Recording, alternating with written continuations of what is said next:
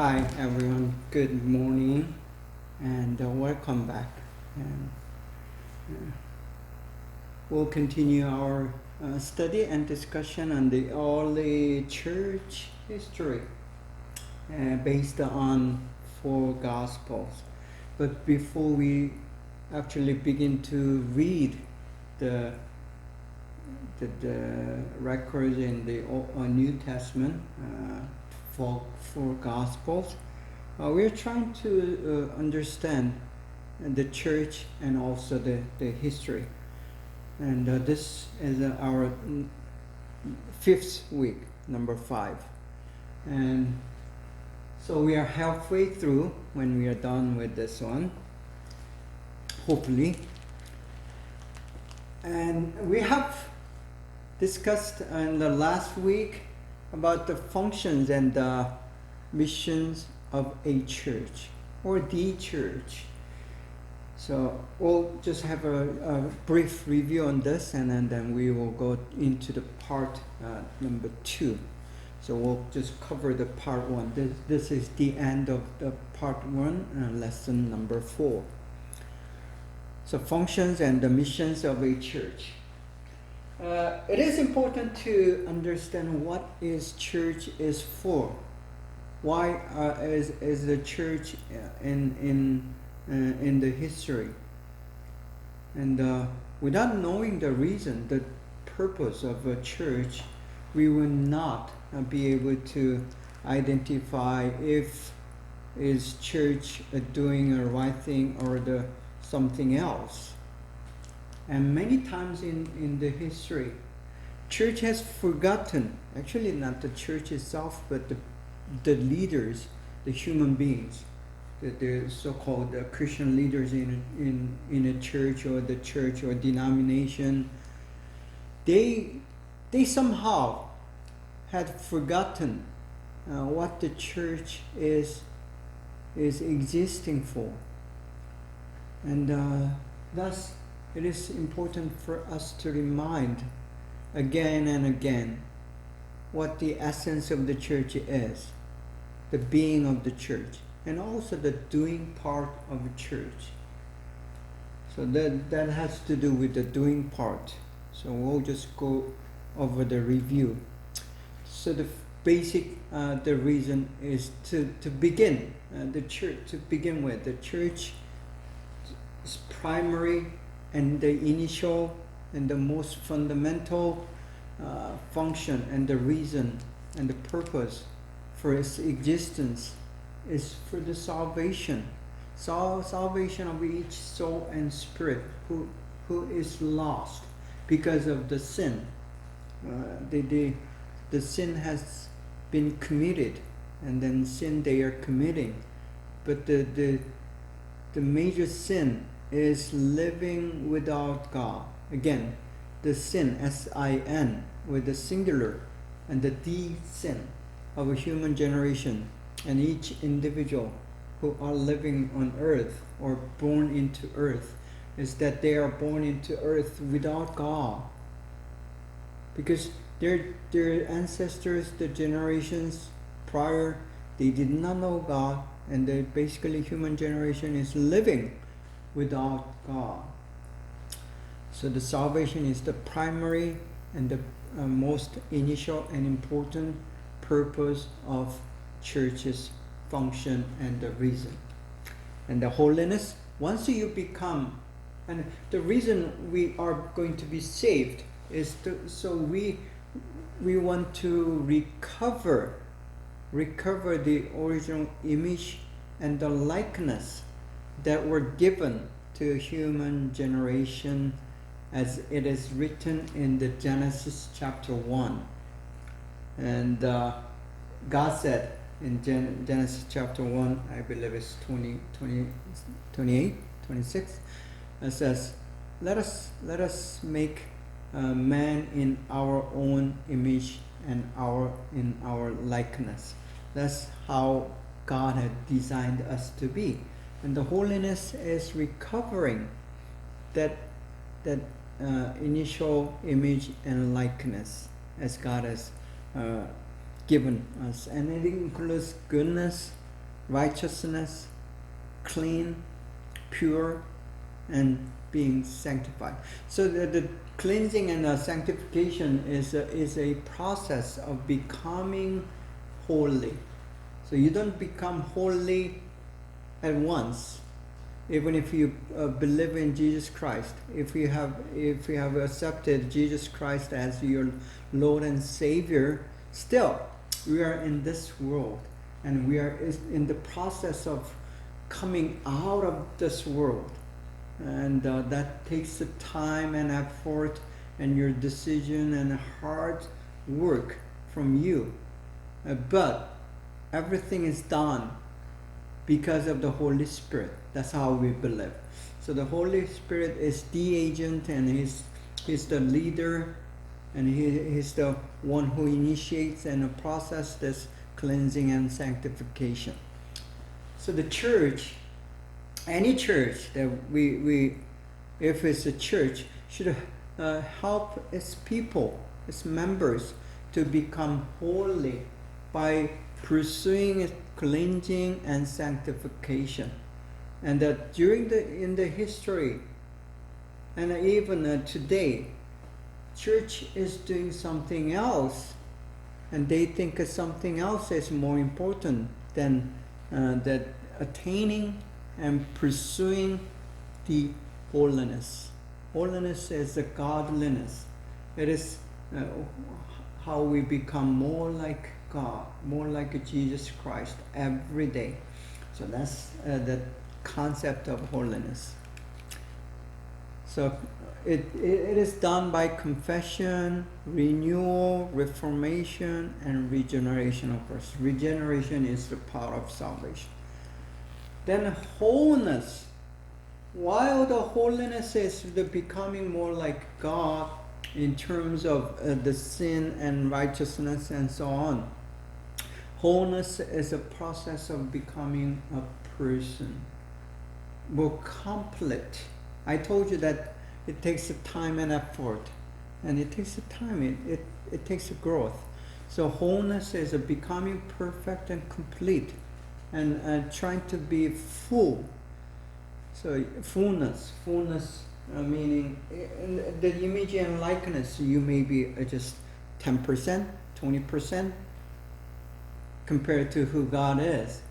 So fullness is 100%. We're trying to become 100%, and also there's a being part and a doing part as a godly person, as a holy person, and those are included in the terms of wholeness.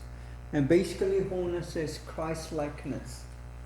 You become like a Jesus. You try to live like Jesus Christ, who has lived to give us the example, and who worked and ministered to show us what a Christian should do, and then he died and resurrected. So we die and being resurrected every day. We go to sleep and then we wake up. That's the kind of as an example of experiencing this resurrection every day. Then wisdom and maturity is a part of becoming whole. Then lastly, in the function and purpose of the church, I mean, it's not the last, but this is the last in my lesson, lesson 4. The stewards of the world. The church does exist because of the world. See,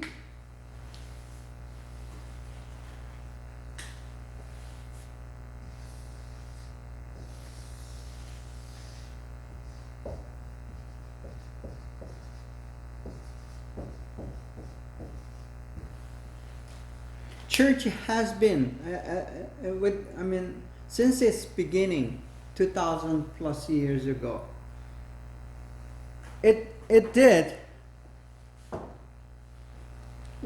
existed within the world. So Jesus said, "You are in the world, but not of the world." So that's the key, very key statement, and then principle that Jesus has taught for us, for Christians, and for the church. So we are in the world, but not of the world. See, you don't belong to the world, even though you are in the world. So that's kind of the paradox and the paradigm which we need to sustain. There is a certain not only there is a conflict, there is that tension, a very tension of the church being in the world. So us as a Christian is have to understand that tension. And within the history, the church tried to ease those tensions, and when that happens, church loses its the reason for existence, and we call that syncretism or secularization.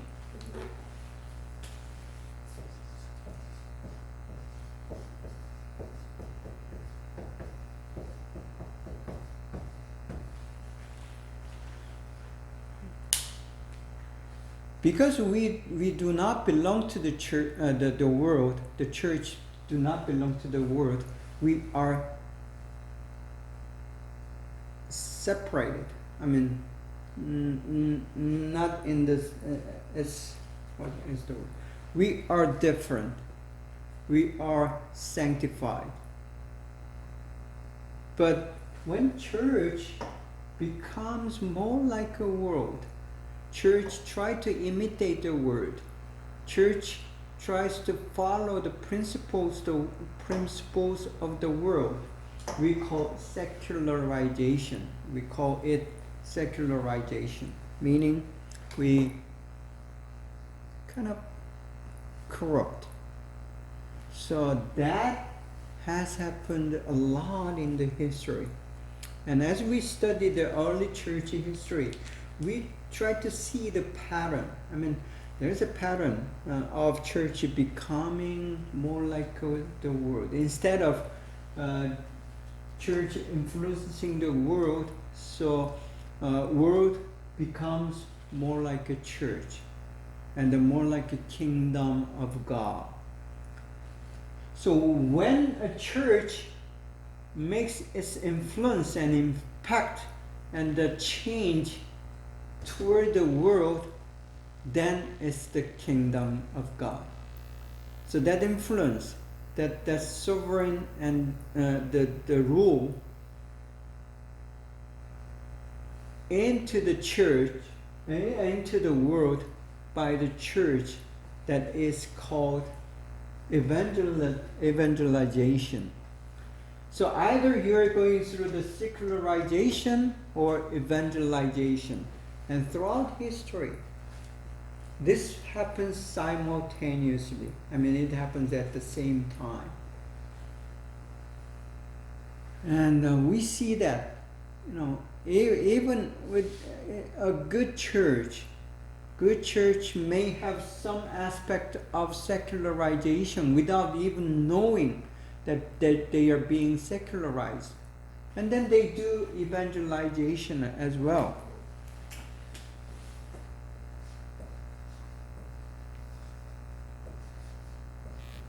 So this arrow will represent the direction of evangelization there. But another arrow, the word coming into the church, that is called secularization. And in history, and even today, we see this happening. And that's the one major aspect that we are trying to identify and make a change. So evangelization is good, while secularization is not good. And also, not only you evangelize means, this. And in there, there's a social responsibility which the church is obligated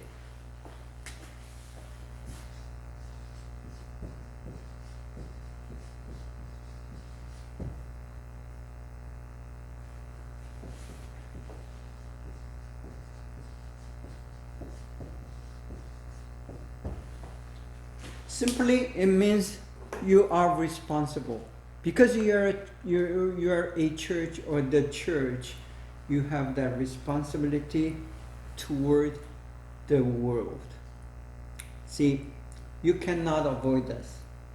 You cannot say, I'm a church, I'm holy, so I cannot touch or associate or relate to the rotten, sinful, corrupted world.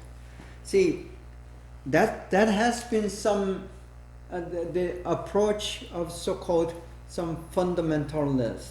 Not all of them, but many of those who are so-called conservative and fundamental Christians, they try to avoid the world because they don't want to be secularized. But the better picture or the proper picture of a church is that you are obligated to the world. You are responsible. And there is something called a social responsibility. There, because the society, you see poverty, you see the sickness, and you see injustice. And these things, you want to correct them, and you want to say this injustice is injustice, and you want to be involved in the poverty, so people can have the better standard of living and the well-being of any human being.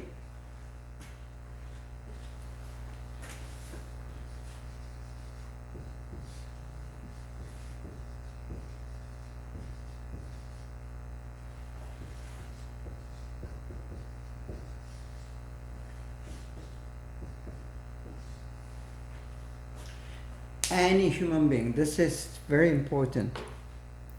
Any, regardless of whether they're Christian or not,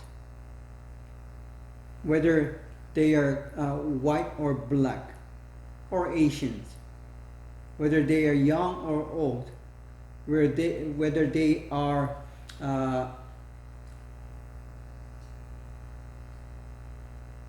man or woman, or even LGBTQ so-called.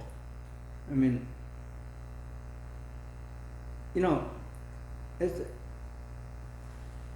whether they are sinners even. I mean, we are sinners still. The Christians are. So, some Christians make that judgment and disregard certain kind of people from their perspective, which is wrong. I mean, God does not, and He does not separate one kind of human being from the other kind of human being because of the reason of race, gender, or other things, factors. I mean, from God's perspective, every human being are His valuable creation, and every human being are the ones who had sinned against Him. Period. The Christians are the ones who are going to be saved because of the grace of Jesus Christ, because they trusted in the name of Jesus and name of Christ. That's the only reason that they are going to be saved. But otherwise, all human generation are the equal and the same. Same in the terms of being being a sinner, and then and equal in the terms of they are created as a human being who reflects the image and the likeness of God. So any human being, so-called in the world, need to be attended, addressed, and cared for. So that's what we call social responsibility.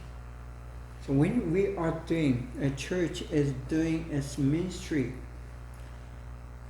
not only you are to evangelize those non-believers, but you are still giving whatever resources that you have, that you are going to share that with the poor and the sick and those who are in need.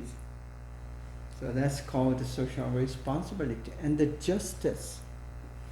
I mean, God did not created the world to be unjust, unbalanced.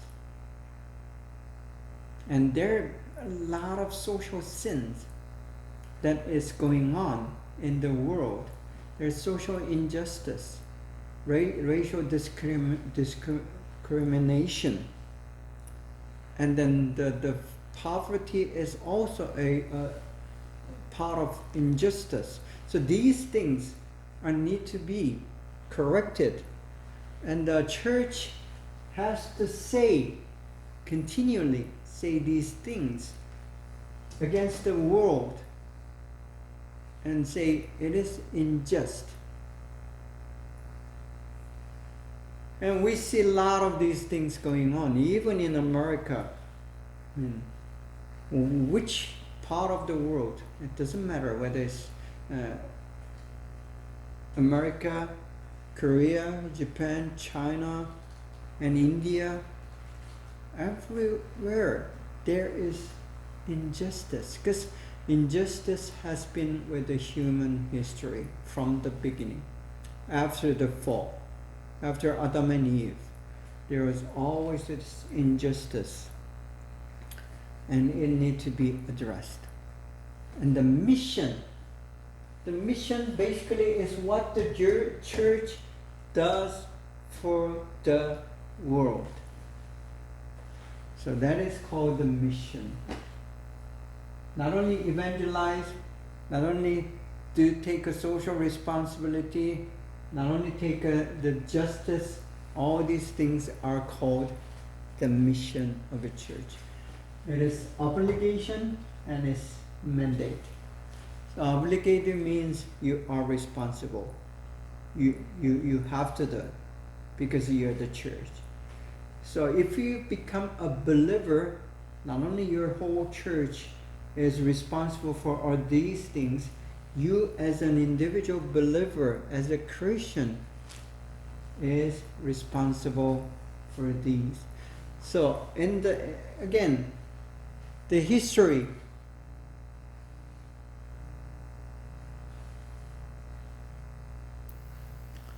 is not only a history of human generation, it is a history of the church and the mission.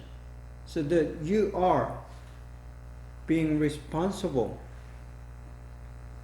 to take the world into your responsibility. So as an individual, you are going through that history as well.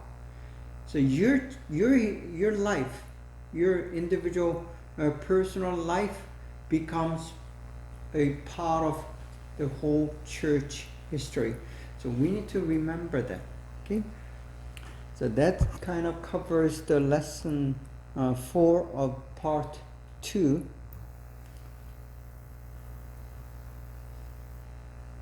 Let's go to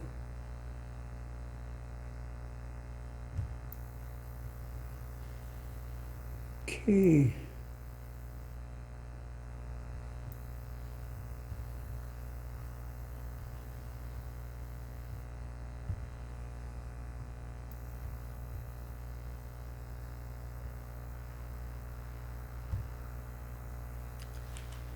part 2, understanding history. So we have covered so far about what the church is for, what church needs to do, and as it is designed by God. And now part 2 covers understanding history, because we are talking about church history, and then we'll take a early part as a part number 3. So part 1 dealt with the church. Part 2 is going to deal with the history in general.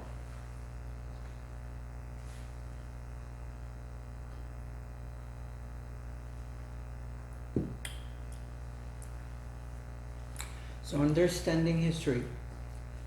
I'm sure you have studied the subject of history in your early years, from elementary to junior high and high school and so on. And if you have done some college studies, you have also did a study on history. Every grade, I believe, every grade have certain portion of lesson on history. So you have had probably at least 10 years of study on history. But many times, from at least from my own experience, in Korea, when you're doing the study of history, you are to memorize all these, which year and what happened. And it's a list of the things that you want to remember. And you are tested, on your memory part, rather than the focusing on the significance and the trend and context of the history. But if you have studied in the Western world, if you have done studies in Europe or in North America somewhere, the history is quite different subject than that I have known in Korea. So I think many of students from China, you guys probably have a similar experience. But another thing is how you view the history. So that's called a perspective, and we'll deal with that as well. So we'll begin with lesson 1, concept and definition of history. C.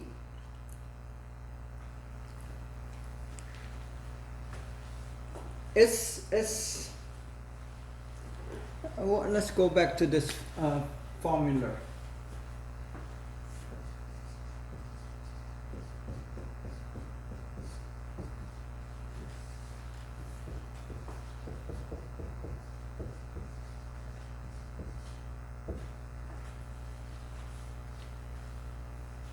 We are in the world, the reality that is given to us, and then we live certain life, existence, life, or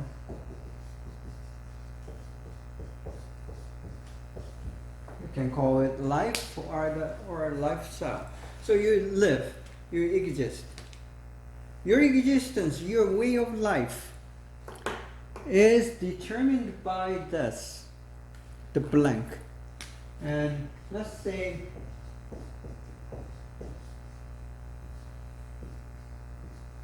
belief or beliefs. So how you perceive the world, the reality, will determine your existence. And this belief or paradigms or perspective is key to human existence. It's the essence. But the problem is, your belief and my belief may be different or most likely 99.99% will be different. Of course, there is some shared belief.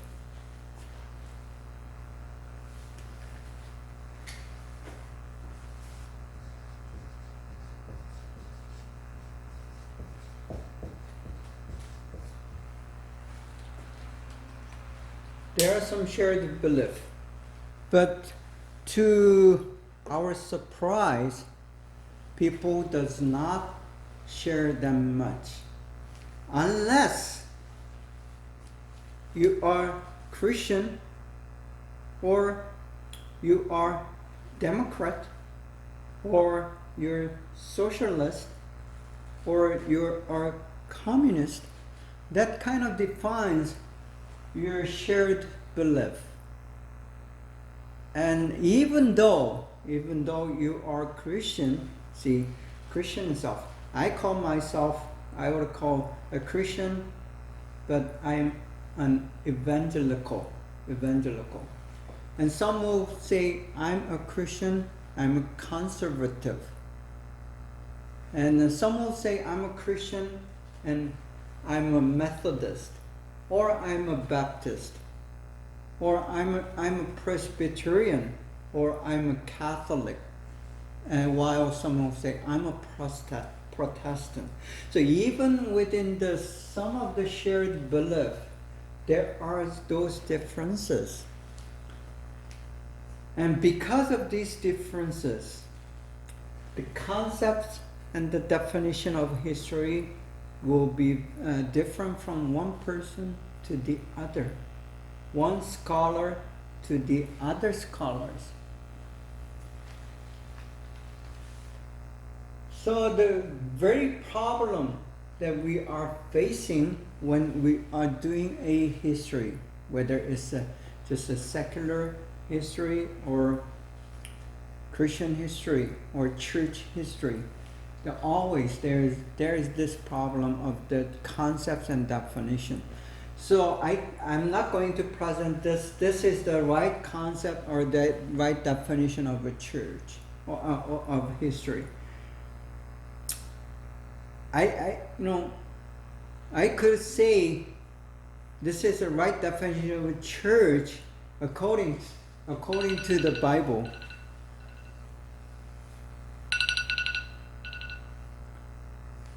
But when it comes to history, it's a little different.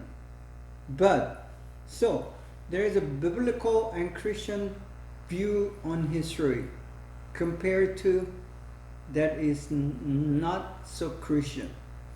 And I'll try to present the terms and definition of history, and you are to decide.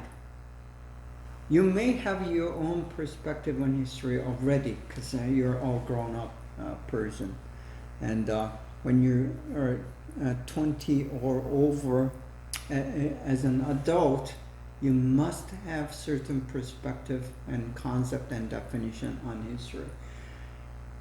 So this class, the lesson that we are kind of discussing together may change your perspective, definition, and concepts. But I'm not, forcing you to change, but you wait or you evaluate or to take a look at your own perspective on history and compare to what I'm trying to present. So this is the kind of lesson that we are going to cover, and at this second half of week number 5. So it begins lesson. Dictionary definition. This is how the English dictionaries, the popular dictionaries with some authorities will define history. Okay. So before we go into actual definition, why don't we take a short break and come back for this discussion.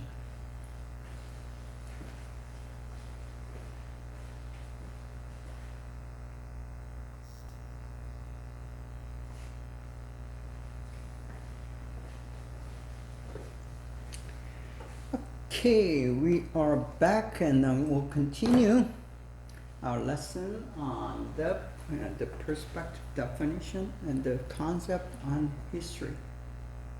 So to begin with, let's look at this dictionary definition according to this Merriam-Webster, which is quite a authority on the definition of concepts in English words. It says, according to Merriam-Webster, a chronological record of significant events such as those affecting a nation or institution, often including an explanation of their causes. So the element is chronological, following the dates as the time advances. And it has to be significant events. So you do not include everything in the history. It has to be something significant, such as, it's just an example, affecting a nation, or the institution, or individuals. So generally, history that we are reading or studying would affect many people instead of just one individual.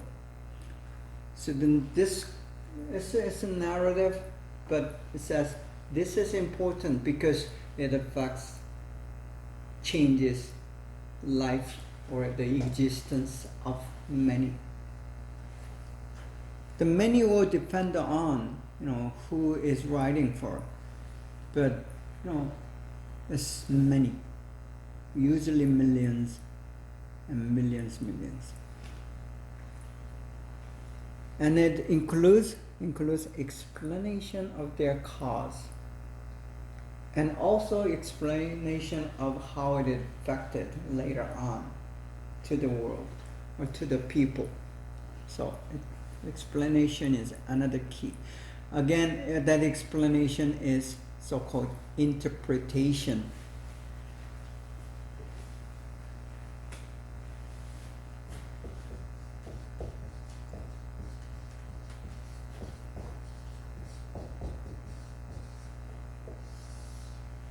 So the very tricky part of history is the interpretation, how you interpret it, and who is interpreting those events, and the cause.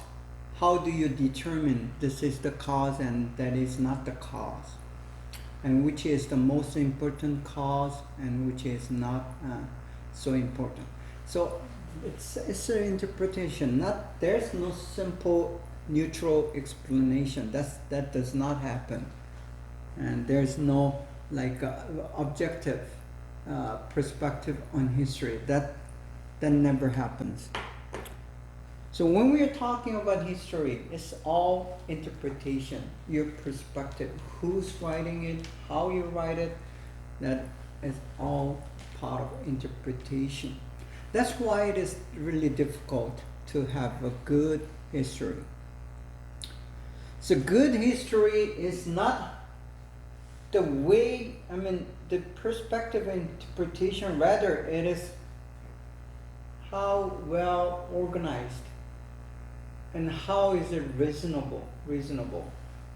So your interpretation needs to be rational, reasonable, and based on the facts.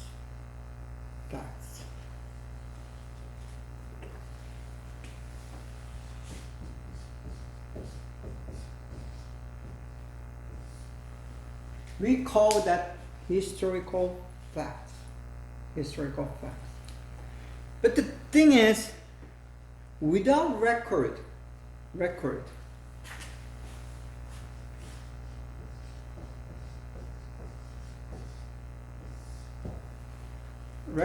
or records, it is difficult to find the facts. But even these so-called record or documentation or evidences or proof are subject to interpretation. those who are writing these record about the history, they do have their own interpretation put into that record. So the facts are not so facts after all. So that's how difficult it is to do history. Second definition says, a branch of knowledge that records and explains past events. Past events. So history always usually deals with the past, but history also deals with the future. By how you interpret and understand the history, the past events, it's gonna affect, influence your decision for the today toward the future. So the history is not just the past for me, but it is present and future. Because how you view the past events will influence, definitely it will influence your decision for the day today. And because of that decision, you are going to change your existence of the future, or future existence. That's how the history works. So as a church, how you view the past events or past narrative of a church will determine how you make decisions as a church today, and that's gonna make a very different picture of the church for the tomorrow. So that's how it is. So that's what the church history is for. And then it also involves the interpretation. I told you that there are many denominations and then different beliefs. Even with the shared belief, there are many differences among the Christians even. And because of that differences, the interpretation is going to be different. Sometimes totally different. So that's the definition. Another definition from Oxford Dictionary. That's usually the European English speaking world uses this Oxford. It says the study of past events. Okay, again, the past events, particularly in human affairs. Particularly in human affairs. And particularly in church affairs. So church history, or to say the study of past events, particularly in church affairs. That's what the church history is going to be, according to that definition. And then second definition says the whole series of past events connected with the someone or something. So the key here is connected. There are many different ways of being connected. It could be influence, it could be negative, it could be positive, it could be very closely connected or loosely connected. The very different ways of connection, and also has to do with the interpretation of it. And it is someone or something. So that's how that someone is going to be you for the church history. And the something will be the church structures, church system, church organization, or what the church is doing, and so on. So you can apply that definition to the church history, and you can define what the church history is.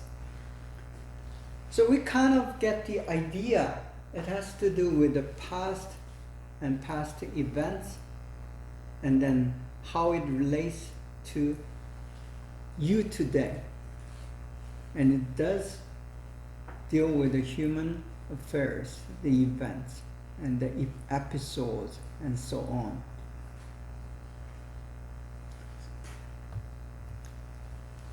Now, that has been the dictionary definition of history. Now let's try to get some of the perspectives from the so-called historians or scholars in history.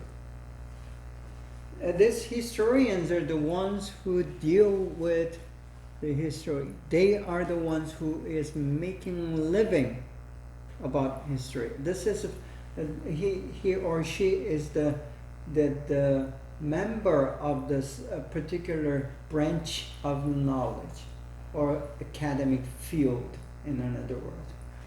So there's the vast field called academic field or branch of knowledge called history. And if you are a student, or if you're a teacher, or if you're an expert on history, you are called a historian. So historians there are many thousands and thousands of historians, and some are famous and some are not. But these are some of the people. Some are not historian, but they still have something to say about the definition of history or concept of history. Okay, let's begin with this one. This one is from internet. The reason I just quoted the so-called the internet definition is because this is how the general public so-called amateur historians would perceive what the history is. It says the body of knowledge about the past produced by historians together with everything that is involved in the production, communication of, and teaching about that knowledge. So, study of history. It includes the story of history, and it is basically done by so-called historian. I just defined who these historians are. So that's how the general people perceive history. From non-historians' perspective, this is how the history is defined. Again, another definition from the internet. Internet is good because it presents vast opinions of just all kinds of different people, while it is not so sometimes it's not so accurate. So accuracy and popularity. Accuracy is usually the matter with the so-called internet information, but as you look into the internet, you'll find how just general public will perceive on certain topic or certain events and episodes and so on.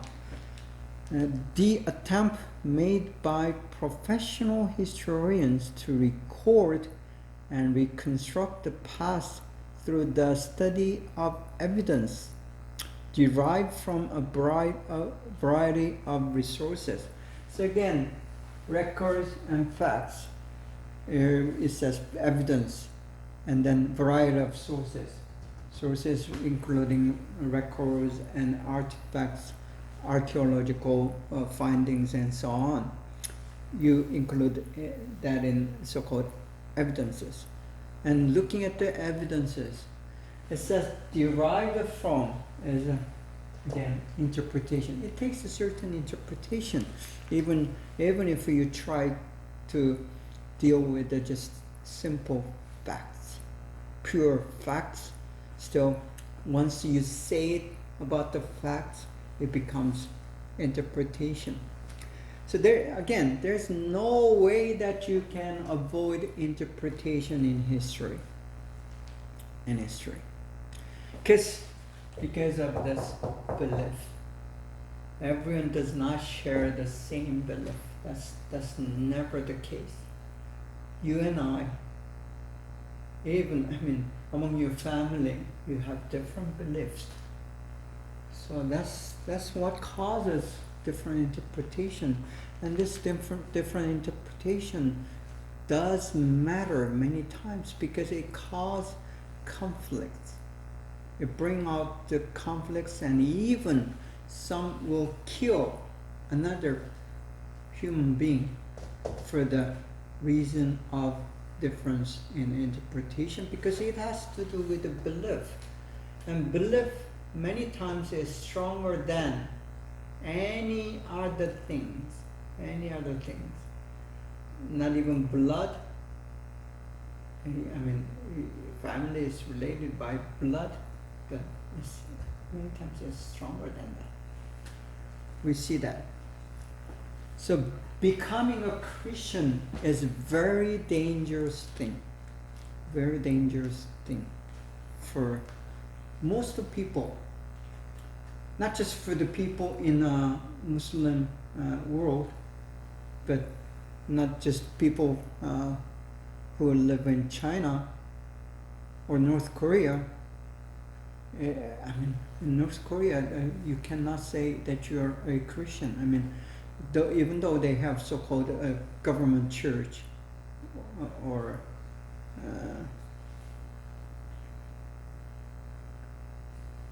authorized church, that's just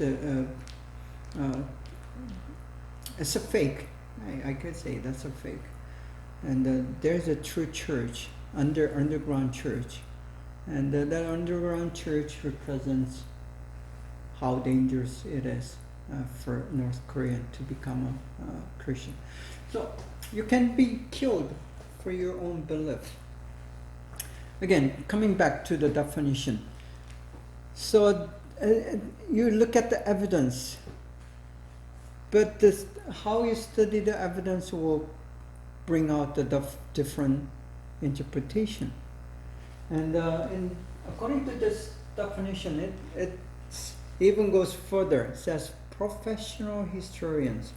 The historians who are doing it for the living, they're the ones who have the authority, because they are doing it for the living. That means they are the ones who have certain authorities, a certain level of knowledge and expertise, and that's how we define history. But for us, history is a narrative for everyone to understand and study. You don't have to be a historian because you're studying a church history. If you're a Christian, you're a believer, and you are obligated, again, where's the word? Okay, obligated. It is your responsibility, your mandate, your duty to study the history of church. You don't have to be a professional historian. You become a historian once you become a Christian. Okay. E.H. Carr, this is one of the famous modern historians. Many will quote his definition when trying to define history. In his book, What is History? Very simple question, but very difficult question to answer. What is history? E.H. Carr writes this: history is a continuous process of interaction between the historian and his facts, an unending dialogue between the present and the past. See, there are two major key subjects in here. One is between historian and his facts, and then the other part is dialogue between the present and the past. So again, between historian and the facts that he finds here, there's something called interpretation. So it's process of interpretation, continuing process of interpretation. Interaction, another word is interpretation. And then a dialogue between the present and the past. See, that's what the history is. I totally agree with this very neutral definition of what the history is, or what the study of history is. So when we are doing a history, so this is what it is. Okay, another famous historian, John Jacob Anderson. He says, he's a historian, very scholastic, professional historian, says history is a narration of the events. He says not just events, the events which put importance. There are certain events that are important again and that influences many people, right? Which have happened among mankind, including an account of the rise and the fall of nations, as well as of other great changes which have affected the political and social condition of the human race.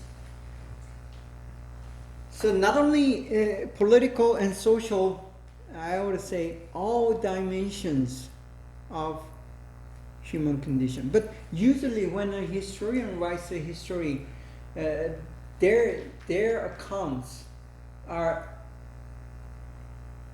exclusive, not inclusive, but exclusive to those political and social, because that is something that changes. But I would to add financial as well, because today in modern 21st century and even 20th century that we just went over, the financial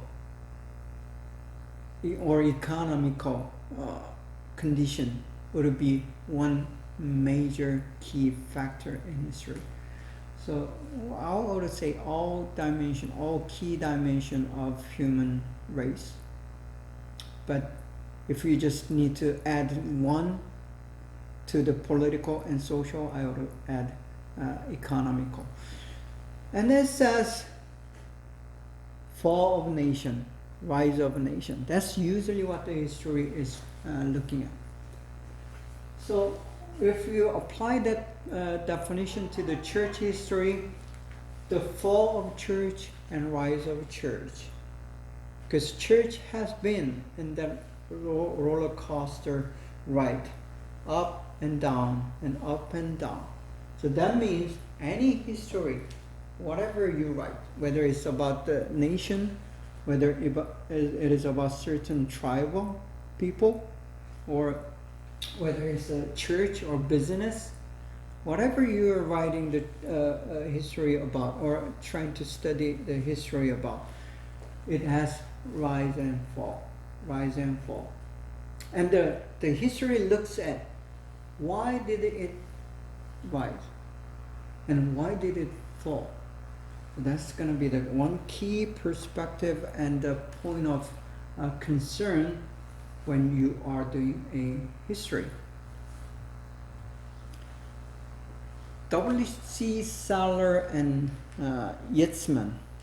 Okay, these are also the famous historians, modern day historians. They say history is not what you thought; it is what you remember. All other history defeats itself.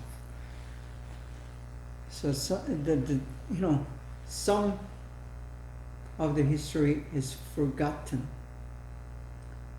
and then it's not what you thought that matters, but it's what you remember by the record. So people document what is happening today. See, just for example, today, for the pandemic, I'm recording this lesson on the 27th of April. As of today, look at the pandemic.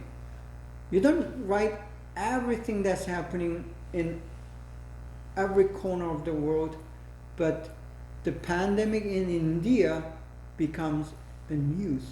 And historians is going to write about the India and the COVID-19 in India in the early 2021, April and May. We don't know what's going to happen in the May, but the historian is going to write about it because it is what they want to remember, because it's a big thing. It influences many people. Body of is it 1,000 million people? Yeah. 1 billion people. 1 billion, right? So 1 billion people plus, right? So that's going to affect many in that part of the world. And the history is going to remember that and write about it. Even the journalist also is become their part of the history. They are also historians because they are making these records as of what is happening today. Even though they include some interpretation, they still write the record and it becomes facts. How many new patients happen every day. So that's going to be facts, but there's going to be following the interpretation. Arnold Toynbee, also very famous historian in early 20th century, right? And he writes, history not used to is nothing, for all intellectual life is action, like practical life, and if you don't use the stuff well, it might as well be dead. So history need to be used, need to be utilized. It should give lesson to who you are, what you do, and how you decide for your present and the future. So that's basically what it means, what he's trying to say. Toynbee says, history is meaningful and useful when you use it. For the church history, again, you study early church history. The reason that we do is because we want to use it, utilize it, and you use it well, not against it, but for the better or improvement or advance of the church. So that's what the church history is going to be. Charles Austin Bird, this is a famous historian, says the creator of it would possess the attributes ascribed by the theologians to God. The future once revealed, humanity would have nothing to do except to wait its doom. What he's trying to say here is history is something that are past. And I believe this is a Christian historian, and he says that the reason he says this is how we read God's doing. And history cannot tell you about the future, but one thing that the history tells about the future is we are facing the doom. That's how the Bible projects the history going to be. But the thing is, we do not know exactly what's going to happen and how it happened. But we know the end for Christians. But non-believers, they do not project the future to be that dark. So that's the main difference between the Christian and non-Christians. They see the end differently. And the church, what do you do when the world is going to be end with the doom? Doom means a very dark end, the judgment. Everything's going to fall. That's what the doom means.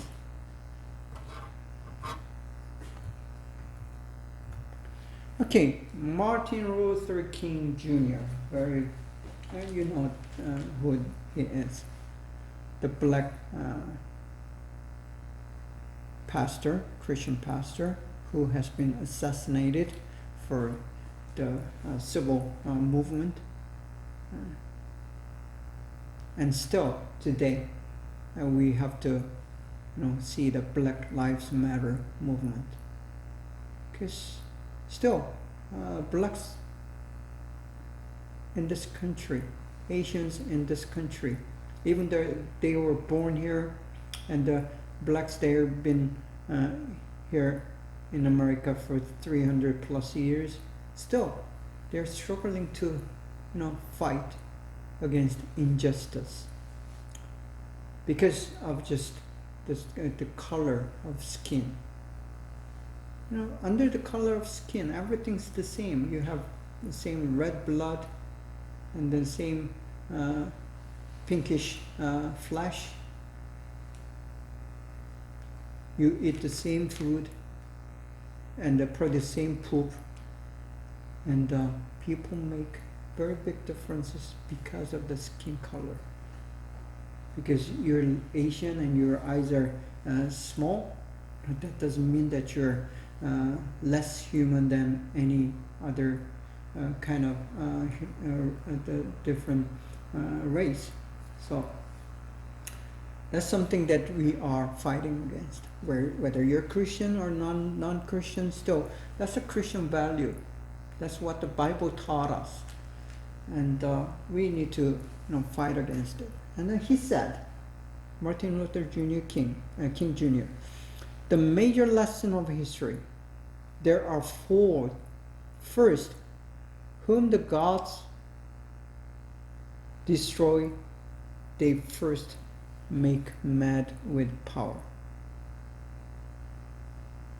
Second, the mills of God grind slowly, but they grind exceedingly small.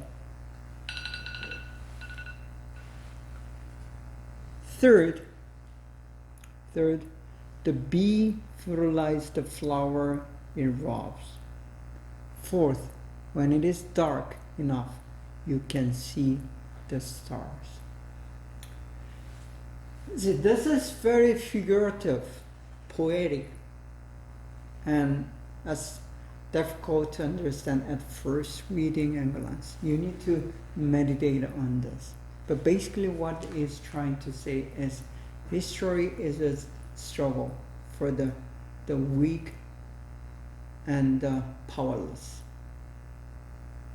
Because he is one of those who's been persecuted, who's been oppressed, and he was born as a black in a very, very poor community.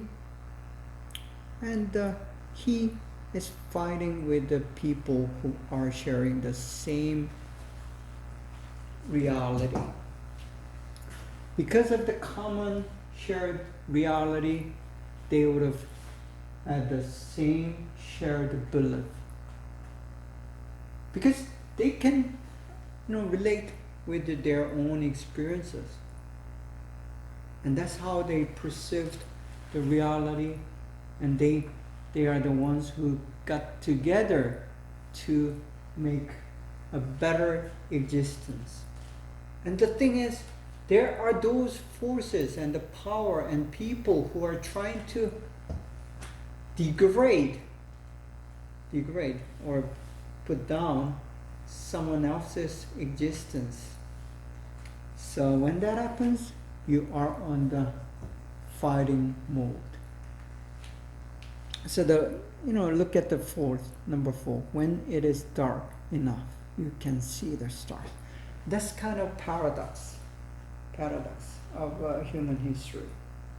When it is darkest, the little light shines brighter. And he says the hope that we find in God, because he mentions God, that's something that we are looking at. And how in the old days, for example, Columbus from Spain, Portugal, how did he travel to America? By looking at the stars at night. That's the very better clue than the sun. So in the dark, you find the ways. That's what he is saying.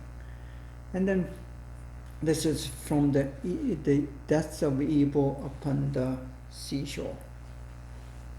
So we will conclude our class today with this very meaningful and deeply thought understanding on the history. As how Martin Luther King interprets the history. And we do have our own interpretation about history, and we will try to share that perspectives and the thoughts about the church as it begins in the 4 Gospels.